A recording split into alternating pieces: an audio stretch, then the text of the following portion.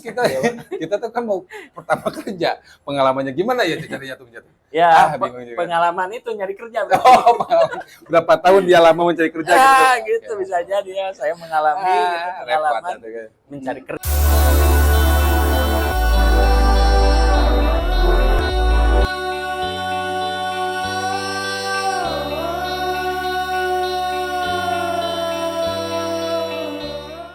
Halo, assalamualaikum warahmatullahi wabarakatuh. Kembali lagi bersama kami berdua, pemuda apa tuh? Resah, Pemuda resah. tapi tidak meresahkan. Tapi tidak meresahkan ya Tum ya. Oke. Nah Tum, gini Tum, ini sebenarnya bukan keresahan ya, Siap. lebih ke gak tahu bingung, gak tahu apa ya. Kan di BK itu ada yang namanya bimbingan karir tuh. Siap. Bimbingan karir. Di sana kan kita mengelola anak atau mempersiapkan anak untuk ke ranah kerja, Siap. ranah kuliah, ranah wirausaha, dan Ya. bahkan ada yang ke KUA ya tuh. Nah, Tujuan hidup. tujuan hidupnya kan seperti itu, ada yang ke KUA kan bisa jadi ya, Ya. setelah lulus mereka langsung nikah dan sebagainya. Kita harus berikan bimbingan nggak ya? Betul, harus itu. Ada. Wajib. Nah, ada kebingungannya kayak gini ketika kami memanggil anak-anak dan sebagainya, dan ternyata ada yang mau bekerja di sana. Oke. Ada yang mau bekerja. Namun pekerjaannya itu mereka mau ke itu tuh ke Nagreg, Kena Greg. keluar Nagreg, Oh, keluar Nagreg, keluar negeri gitu tuh. Oke. Kebanyak Bukan ayam negeri. bukan yang negeri. Nah, keluar negeri katanya. Wah, kata aku keluar negeri, oke keren lah ya, keluar negeri dan sebagainya. Nah, kebanyakan dari sana itu mereka itu pengen ke Korea sama ke Jepang tuh. Nah, yang jadi pertanyaannya nih, apakah itu FOMO atau bukan gitu? Apakah mengikuti arus yang lagi rame hari ini gitu lah ya? Apakah ini fenomena seperti itu atau gimana gitu tuh? Mungkin kita akan diskusikan inilah ya hari ini di sini ya. Apakah tujuan hidup kerja ke Nagreg itu, ke luar negeri itu, apakah fenomena yang biasa, yang sering terjadi atau gimana? Menurut Antum gimana, Tum? Menurut saya ini sesuai dengan riset ya, riset di X dan kalau sekarang kalau dulu Twitter sekarang X.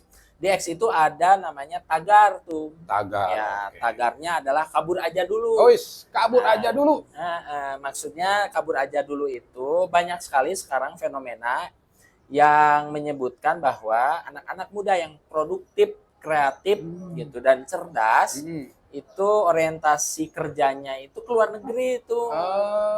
Gitu. Biasanya itu usia-usia berapa tahun tuh produktifnya? 25 sampai 35 tahun ya.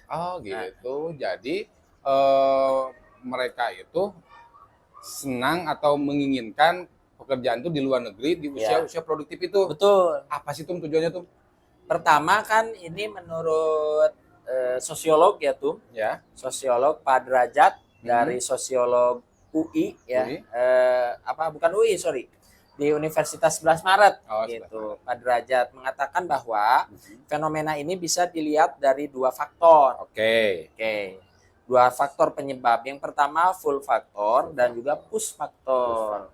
Kalau full faktor itu adalah daya tarik dari luar negeri tuh. Gitu. Jadi memang di luar negeri itu profesionalisme, kemudian gaji tunjangan begitu ya sangat memadai. Bayangkan kita kalau bandingkan gitu ya. Di sana kerja 1 bulan dengan profesionalismenya itu hampir bisa mencapai 50 sampai 60 juta. Wow. Gitu. Luar biasa sekali. Pantesan banyak orang Indonesia pengen kerja di sana ya. Iya, bisa dibandingkan dengan kita sekarang kalau profesional gitu ya. Di Indonesia itu kan 5 sampai 7 juta. Jadi berapa kali lipatnya tuh? Biasanya 10 ya. 10 kali lipatnya.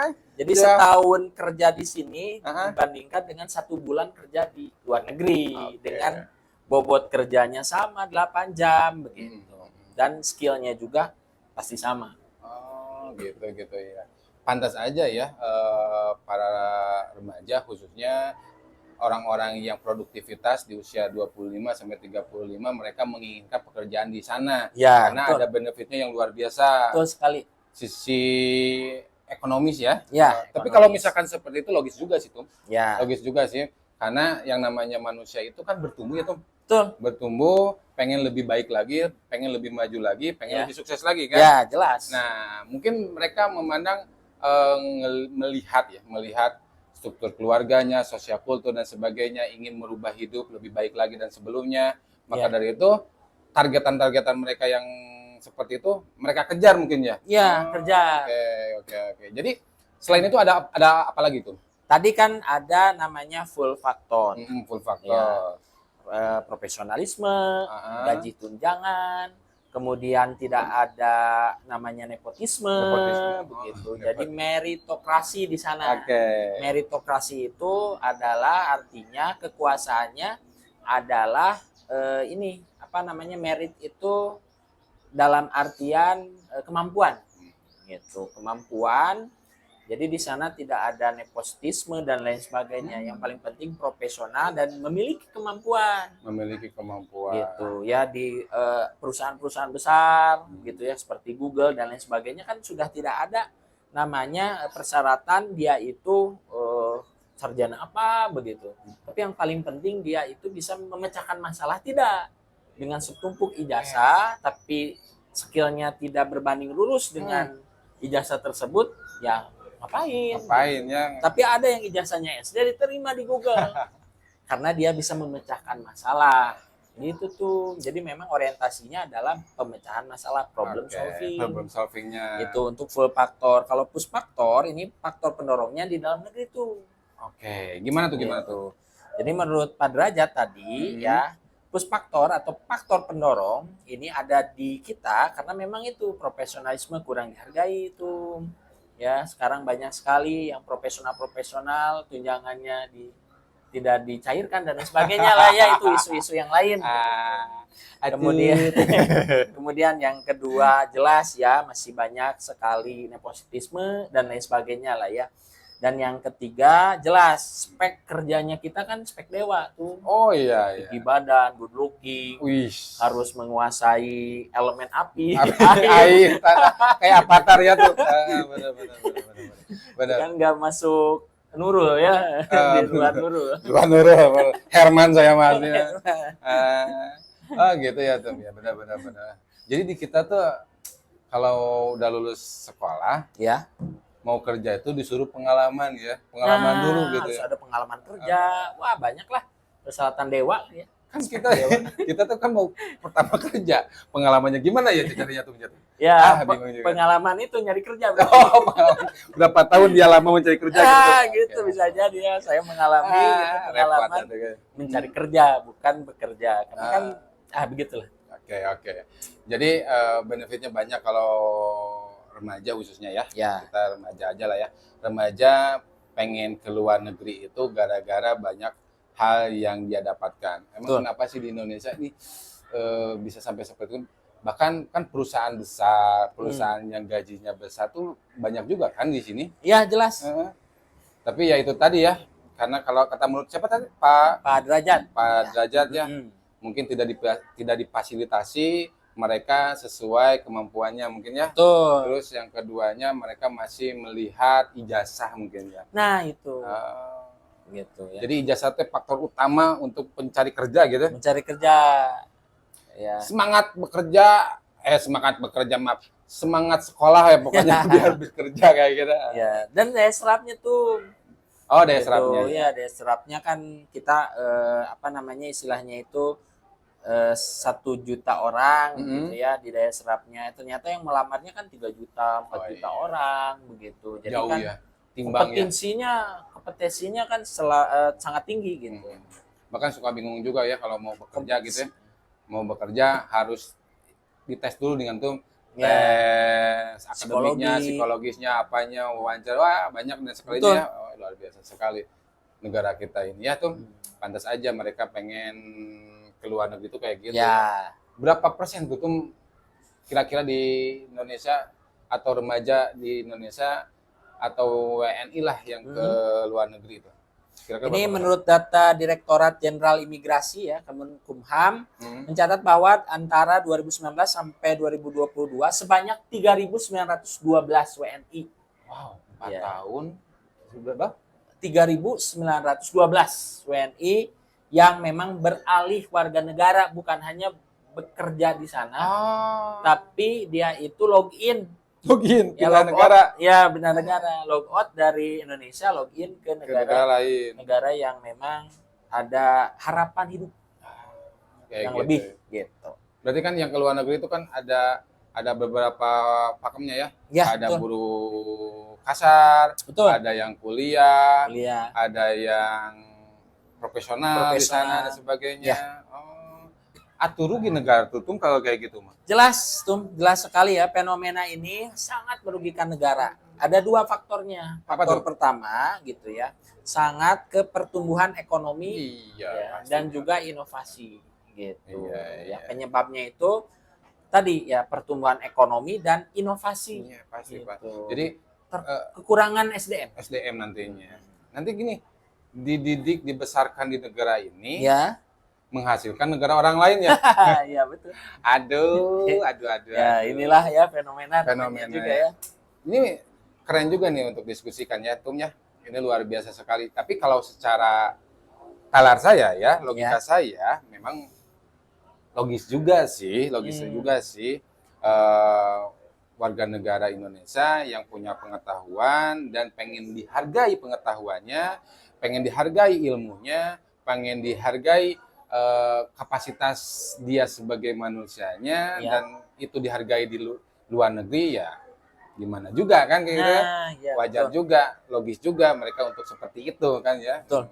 Mungkin gini aja Tum, memang ngeri lah kalau dibahas lebih dalam lah ya Tum ya, lebih dalam. Mungkin ini pesan dan sarannya ya bagi para TKI, TKW atau pekerja Indonesia yang mau keluar negeri.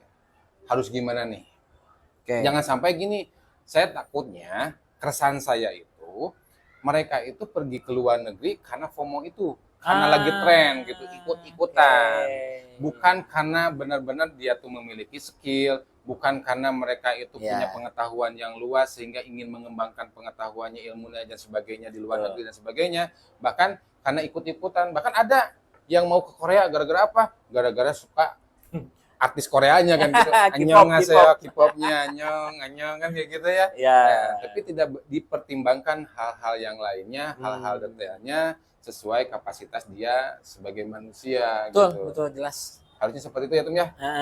Gitu. Makanya bagi rekan-rekan yang punya keinginan lah ya, mau itu jalur pekerja kasar lah ya, mau jalur kuliah, mau jalur profesional apapun itu, yuk analisa kembali, analisa lagi untuk pergi ke sana, berikanlah pertimbangan-pertimbangan yang matang ya, Tum ya. Pertimbangan matang, khususnya anak-anak yang baru lulus nih SMK ya. Pertimbangkan kalau SMK lah ya, secara pengetahuannya, ilmunya ya, harus dipertimbangkan dulu. Kalau misalkan belum ada pengetahuan dan ilmunya, mending belajar dulu aja ya, Tum ya. Terus yang kedua secara fisiknya, Tum. Secara fisiknya mereka harus dipertimbangkan karena nanti mereka akan jauh dari keluarga, mereka akan jauh dari orang-orang yang dekat dan mencintai dia. Kan, gitu. Bahkan nanti ketika di luar negeri nanti mereka kan ngekos atau punya rumah singgah lah ya. Nah, belum tentu kan dia tuh tinggal banyak orang dan sebagainya. Gimana kalau sendiri? Gimana kalau sakit dan sebagainya? Makanya dipertimbangkan kesehatannya, biar kalau misalkan udah fit, sehat dan sebagainya, silakan berangkat. Terus yang ketiga, pertimbangkan juga secara mental. Nah, latih mental dari mulai sekarang. Kalau yang mau keluar negeri ya latih mentalnya. Jangan sampai kalian ikut-ikutan orang lain. Kalau ikut-ikutan orang lain, wah tetangga aku juga udah beli ini, beli itu, beli rumah, beli mobil gara-gara keluar negeri misalnya. Jangan ikutin seperti itulah. Cari data yang real, cari data yang valid terhadap hal yang seperti itu. Pokoknya mah banyakin belajar. Nah, mungkin seperti itu. Gimana Tum? Ada tambahan? Ada dong, pasti ya. Nah, yang paling penting kalian harus mempersiapkan bekal tuh. Bekal. Gitu ya. Bukan bekal hanya tekad saja dan niat gitu ya. Tekad dan niat. Ya, yang paling penting tadi yang sudah dibahas gitu ya. Yaitu adalah bekal mental, bekal pengetahuan, bekal relasi di sana gitu ya. Bekal juga regulasi, kita harus tahu regulasinya gimana, peraturan-peraturan di sana. Itu yang penting tuh, regulasi itu harus dipelajari tuh. Ya, ya. Kemudian yang keenamnya itu bisa jangan sampai latah gitu. Boleh ke sana boleh gitu. Kita tidak melarang, tapi yang paling penting itu harus ada tahapan-tahapan yang kalian harus pikirkan ke depannya gitu. Dan ketika kalian sudah ke sana, jangan lupa pulang. Gitu. Kembali ke Indonesia. Kembali gitu. Kayak teladan kita Pak Habibie. Walaupun suakanya Jerman, gitu. Dia pasti ketika dipanggil oleh Republik Indonesia ya, Negara Kesatuan Republik Indonesia, dia siap kapanpun gitu tuh. Kan teladan itu, nasionalisnya walaupun di Jerman tapi masih kuat lah ya, masih tinggi ya. Jelas, walaupun nanti di Jermannya itu sangat dihargai, dibutuhkan tunjangannya, kemudian keamanan, kesehatan ditanggung semuanya oleh negara Jerman. Gitu. Gimana nggak enak tuh, siapa luar biasa, yang nggak mau gitu mau ya. Banget. Ya, tapi ketika dipanggil oleh Indonesia, dia langsung siap kembali lagi ke sini gitu. Jangan sampai log out ya di Indonesia kemudian login di negara lain ya, itu mah apa ya, gimana ya bilangnya, susah ya. Ada jalur-jalur pernikahan juga ada. Ya mungkin seperti itu aja buat rekan-rekan yang mau atau memiliki harapan dan cita-cita ke luar negeri, ke luar nagrek, silakan aja. Cuman saran dari kami berdua, pertimbangkan baik buruknya, kalau dalam agama itu manfaat dan madaratnya dipikirkan terlebih dahulu. Nggak ada yang salah sih kalau menurut kami, ke luar negeri itu nggak ada yang salah, itu keren. Karena gimana pun tujuan hidup kalian adalah gimana kalian juga kan. Kalian punya targetan-targetan tertentu dalam hidup mungkin ya. Jadi, mungkin gimana? Jadi poin keresahannya itu dari kami itu adalah ketika si orang tersebut itu tidak balik lagi. Jadi keresahannya itu ya, Tom ya. Keresahannya itu ya, hidup di sini, tanah air di sini, darah di sini gitu ya. Ya mahnya gitu ya. Udah dididik di sini tapi keluar dia tidak pulang lagi. Gitu. Siga orang mangges disusuan, diasuh udah gede, durhaka sama orang tuanya. Kayak gitulah ya. Ya mungkin seperti itu tuh, luar biasa sekali diskusi kita hari ini. Mudah-mudahan bermanfaat. Mungkin ini diskusinya sederhana lah ya mungkin Tum ya. Sederhana dengan keadaan sederhana. Tapi mudah-mudahan diskusi ini ada manfaatnya. Mudah-mudahan diskusi ini bisa menjadikan atau pemikiran, keterbukaan pemikiran rekan-rekan yang ada di rumah. Terima kasih. Saya Wahyu Triyono. Saya Arga Ada. Kami dari Dua Pemuda Resah. Sampai jumpa kembali di video-video selanjutnya. Jangan lupa subrek, komen, and like, share-nya. Okay. Nuhun. Assalamualaikum warahmatullahi wabarakatuh.